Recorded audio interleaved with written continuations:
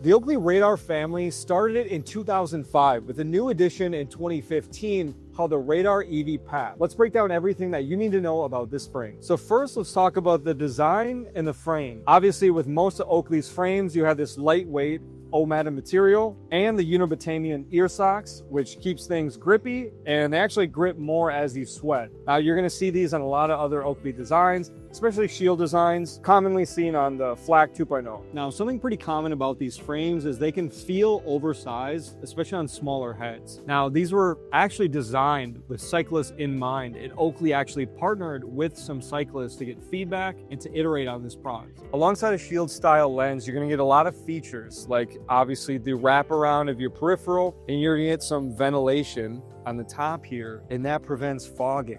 Now let's talk about the fit. Most of the reason why you would buy these shield style frames to begin with. Now, I got kind of a tiny head, so they might look silly on me, but they do feel a lot like the Flak 2.0s. You can definitely feel those ear socks. Everything really hugs to the side of your head. Now I'm gonna go off biking. No, I'm not.